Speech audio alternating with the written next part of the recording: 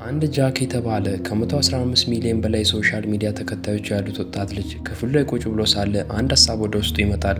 እሱም ብዙ ታዋቂ ሰዎች አሁን ላይ እንደሚያደርጉት ሰዎችን አንድ ጨዋታ በማጫወት ሽልማት መሸለም ነበር። ጨዋታውም 8 የተለያዩ ፈተናዎች፣ 8 ተሳታፊዎች እና አንድ አሸናፊ ብቻ ይኖረዋል። ብዙም ሳይቆይ ሰዎች በጃክ ለሚዘጋጀው ጨዋታ መመዝገብ ይጀምራሉ።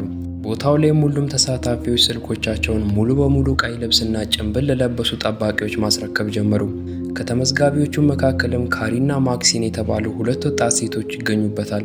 ፊት ለፊታቸው ባለው ስክሪን በኩልም ራሱ ጃክ ጭንብል ለብሶ ለተሳታፊዎቹ አቀባበል እያደረገ በጨዋታው ላይ የሚሳተፉት 8 ተጫዋቾች ብቻ እንደሚመረጡ ያስረዳል።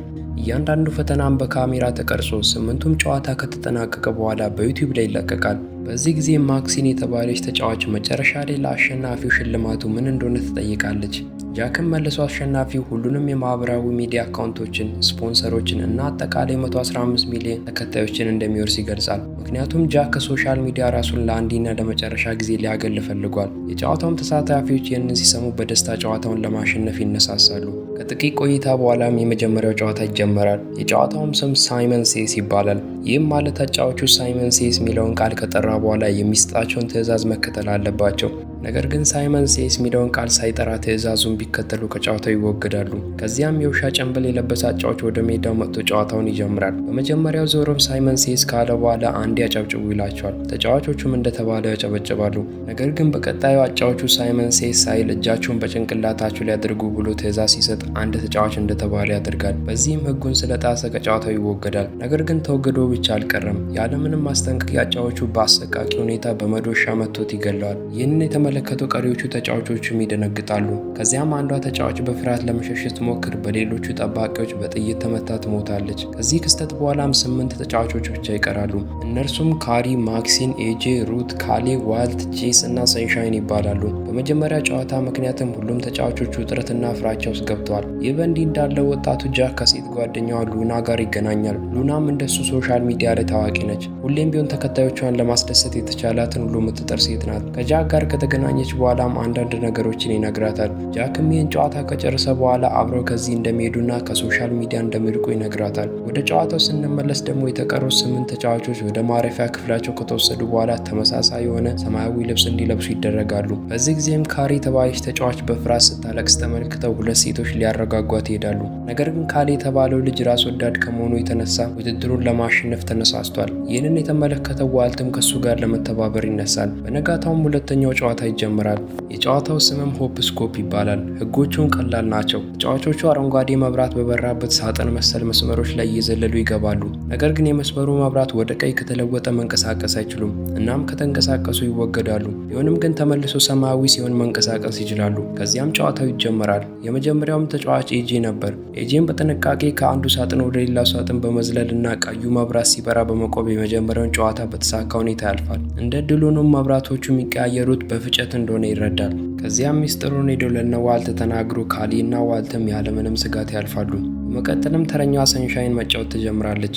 ነገር ግን በዚህ ሰዓት ተንኮለኛው ካሊ ሰንሻይን ሳታስበው ያፋጫል። በዚህ ጊዜ መብራቱ ወደ ቀይ ተቀይሮ ሰንሻይን ሚዛናውን መቆጣጠር ከብዷት ትንቀሳቀሳለች። አጫዋቹም መጥቶ በፍጥነት ይገላታል። ካሪ ግን የተደረገውን ተንኮል ተረታ ስለነበረ የሰንሻይን ሞት ፍትሃዊ አይደለም በማለት ትከራከራለች። ቢሆንም ግን አጫዋቹ መጥቶ እሷንም ቢሆን ራሷን እስክትስት ድረስ ይመታታል። በመቀጠልም ከትንሽ ረፍት በኋላ ሶስተኛው ጨዋታ ይጀምራል። የጨዋታው ስምም ኦብስታክል ኮርስ ይባላል። በዚህኛው ጨዋታም ተጫዋቾቹ የህፃናት መጫወቻ ፊኛ ውስጥ በመግባት ፈታኛቸው አሳደዋቸው ከመግደሉ በፊት መሰናክሎችን አልፈው በ1 ደቂቃ ውስጥ ከፊኛው መሰናክል መውጣት አለባቸው። ብዙም ሳይቆይ ጄስ የመጀመሪያው ተጫዋች በመሆን ጀመረች። ጨዋታውንም ከፈታኟ እየሸሸች እና መሰናክሎችንም እያለፈች በተሳካ ሁኔታ በመጫወት ውጪ ትደርሳለች። ነገር ግን ከተሰጣት ደቂቃ በላይ ተጠቅማ ስለነበረ በፍጥነት ትወገዳለች። ቀጥሎም ካሪ፣ ከዚያም ካሌ እያለ ሁሉም ጨዋታውን ያልፋሉ። በሌላ በኩል ደግሞ ሉና ከአንድ አጫዋች ጋር ተገናኝታ የጠየቀችውን ሲያናይድ ፓውደር የተባለው መድኃኒት በድብቅ ስትቀበል ያስመለክተናል። ተጫዋቾቹም ከትንሽ ቆይታ በኋላ ወደ 4ኛው ጨዋታ ይወሰዳሉ። አሁን ላይ የሚቀሩት 6 ተጫዋቾች ናቸው። ከፊት ለፊታቸውም ክብ ሰርተው የተቀመጡ 5 ወንበሮች አሉ። እናም ሙዚቃ ሲከፈትላቸው ሁሉም በወንበሩ ዙሪያ ይዞራሉ። ከዚያም ሙዚቃው ሲዘጋ በፍጥነት አምስቱም ወንበር ላይ የተቀመጡ ተጫዋቾች ሲተርፉ አንደኛው ከጨዋታው ተወግዶ ወደ ሌላኛው ክፍል ይወሰዳል። ነገር ግን በዚህኛው ጨዋታ አይገደሉም። ይልቁንም የዚህ ዙር አሸናፊ እንደ ጉርሻ የ$1 ሚሊዮን ሽልማት የሚሸለም ሲሆን ይህም በቀጥታ ወደ ባንክ ሂሳባቸው የሚተላለፍ ይሆናል። ጨዋታውም ይጀምራል። እናም ወንበሩ ላይ በጊዜ ያልተቀመጡ ተጫዋቾች አንድ በአንድ ከጨዋታው እየተወገዱ ወደ ሌላኛው ክፍል ይወሰዳሉ። እነሱም ኤጄ፣ ዋልት፣ ማክሲን እና በመጨረሻም ካሪ ናቸው። በጨዋታውም በራስ ወዳድነታቸው የሚታወቁ ካሊ እና ሩት ብቻ ቀርተዋል። ሌሎቹ ደግሞ ሌላኛው ክፍል ላይ ተቀምጠዋል። ባልታሰበ ሁኔታም ጃክ እንደ ድንገት ህጎቹን ቀይሮ በካሊ እና ሩት መካከል ባለው ጨዋታ ተሸናፊው ሌሎች የሚቀላቀል ሳይሆን የሚገደል እንደሆነ አሳወቃቸው። እናም ጨዋታው ከብርነቱ አልፎ የህይወት ጉዳይ ሆኗል። ሙዚቃው ሲከፈትም ሁለቱም አንዷን ወንበር መዞር ይጀምራሉ። ልክ ሙዚቃው እንደተዘጋም ሩት በፍጥነት ወንበር ላይ ቁጭ ትላለች። ነገር ግን ካሊ ሩትን አንቋት ከወንበሩ ካስነሳት በኋላ እዛው ገሏት ህይወቱን ያድናል። ቢሆንም ግን ጠባቂዎቹን ሊወስዷት ሲመጡ በህይወት ነበረች። እናም አንስተዋት ወደ ጃክ ቤት ይወስዷታል። ከዚያም ጃክ እሷን ከመግደል ይልቅ ለጨዋታው ጠባቂ እንድትሆን ልብስና ማስክ ሰጣት። ብዙም ሳይቆይ አምስተኛው ጨዋታ ይጀምራል። ጨዋታውም ድብብቆች ነበር። እናም ተጫዋቾቹን ወደ ጃክ ቤት ወስዷቸው ለመደበቅ 1 ደቂቃ ብቻ ይሰጣቸዋል። አጫዋቹን ፈልጎ ያገኘውን ሰው ይገድላል። ጨዋታው እንደተጀመረም አምስቱም ተጫዋቾች ለመደበቅ ይበታተናሉ። ከዚያም ከ1 ደቂቃ በኋላ አጫዋቹ ፍለጋውን ይጀምራል። ብዙም ሳይቆይ ካሊ በተደበቀበት ቦታ ሲገኝ በፍጥነት በማምለጥ ወደ ማክሲን እና ዋልት ወደ ተሸሸጉበት ክፍል ሮጦ ገባ። በዚህ ጊዜም ዋልት አንድ ተንኮል ያስባል። ካሌ ራሱን ማዳን ከፈለገ ማክሲንን ገፍትሮ ከክፍሉ እንዲያስወጣት ነገረው። ካሌም በሀሳቡ ተስማምቶ ገፈተራት። ከዚያም አጫዋቹ ማክሲንን ተመልክቷት ያለምንም ማቅማማት ገደላት። ይህ በእንዲህ እንዳለ ኬሪ ከተደበቀችበት ልትወጣ ስትል አሁን ጠባቂ የሆነችው ሩት አግኝታ መሳሪያ ደቀነችባት። በዚህ ሰዓትም ኬሪ እንዳትገላት መለመን ትጀምራለች። ነገር ግን እንደ ድንገት የማክሲንን ጩኸት ስትሰማ በፍጥነት ወደ ማክሲን ትሄዳለች። ቢሆንም ግን ዘግይታ ነበር። ማክሲንም ሞታለች። እናም ይህን ሁሉ ነገር ያደረገው ተንኮለኛው ካሌ እንደሆነ ጠርጥራ ለእሱ ያላት ጥላቻ እጅጉን እየበዛ ይመጣል። ወደ ማረፊያ ክፍላቸው እየሄዱ ሳለም ካሌ ጥበቃውን በትኩረት ተመልክቶ ሩት እንደሆነችና እንዳልሞተች ይረዳል። ይህ በእንዲህ እንዳለ ሩት ከጃክ ጋር ቤቱ ላይ ትገናኛለች። እናም ጃክ ወደ ስቱዲዮ ወስዷት ከጥቂት ቀናት በፊት ለሉና መድኃኒት ያደረሰችውን ሴት ጠባቂ እንድታስወግድ አዘዛት። ሩትም ያለምንም ማቅማማት አደረገችው። በነጋታውም 6ኛው ጨዋታ ተጀመረ። ጨዋታውም ቴተር ቦል ተብሎ የሚጠራ ሲሆን ተጫዋቾቹ 2-2 ሆነው ነው የሚጋጠሙት። የጨዋታ ህግም ዘንጉ ላይ ታስሮ ያለውን ኳስ 3 ሙሉ ዙር ወደ ተቃራኒ አቅጣጫ የጠመጠመው ሰው አሸናፊ ሲሆን የተሸነፈው ደግሞ ይወገዳል። በመጀመሪያው ዙርም ኤጄ ከዋልት ጋር፣ ኬሪ ደግሞ ከካሌ ጋር ተጣምረው ውድድሩ ይጀምራል። ግጥሚያውም እንደተጀመረ ኤጄ ዋልትን በቀላሉ ያሸነፈው። በተመሳሳይ ጊዜም ካልም ኬሪን ያሸንፋታል። ከዚያም የመጨረሻውን ተሸናፊ ለመለየት ሁለቱ ተሸናፊዎች መጋጠም ይጀምራሉ። በዚህ ጊዜም ዋልት እጁን ክፉኛ ተጎድቶ ስለነበረ ኳሱን መምታት ከብዶታል። ይህን አጋጣሚ በመጠቀምም ኬሪ ኳሱን በፍጥነት በመጠምጠም ውድድሩን በማሸነፍ ሞቱን ለዋልት ታደርጋለች። አካባቢው ላይ ያለ ጠባቂም ዋልትን በጥይት ሆዱ ላይ መጥቶት ይጥለዋል። ከዚያም አጫዋቹ መጥቶ ዋልትን ጭንቅላቱን በመዶሻ በመምታት በአሰቃቂ ሁኔታ ገደለው። ነገር ግን በዚህ ሰዓት የአጫዋቹ ማስክ እንደ ድንገት ወልቆ ፊቱን ሁሉም ይመለከቱታል። ይህ በእንዲህ እንዳለ ሉና በጃክ የጭካኔ ባህሪ ተማራ ልትገለው ታስባለች። እናም የሚጠጣው መጠጥ ላይ ባለፈው ከጠባቂዋ የተቀበለችው መድኃኒት አድርጋ እንዲጠጣ ሰጠችው። ይሁን እንጂ ጃክ ጉዳዩን ቀድሞውኑ አውቆ ስለነበረ መጠጡን ቅድሚያ እንድትጠጣ አዘዛት። ሉናም ላለመጠጣት ታመነታለች። ነገር ግን ጃክ ማስገደድ ሲጀምር ሌላ አማራጭ በማጣት ለመሸሽ ትሞክራለች። ቢሆንም ግን ሩት ቤቷ ስለነበረች ሉና ላይ በጃክ ትዕዛዝ አማካኝነት ተኩሳ ገደለቻት። ጃክም በሩት ድርጊት ተደስቶ ጨዋታው ካለቀ በኋላ አብረው ከዚህ እንደሚሄዱ ቃል ገባላት።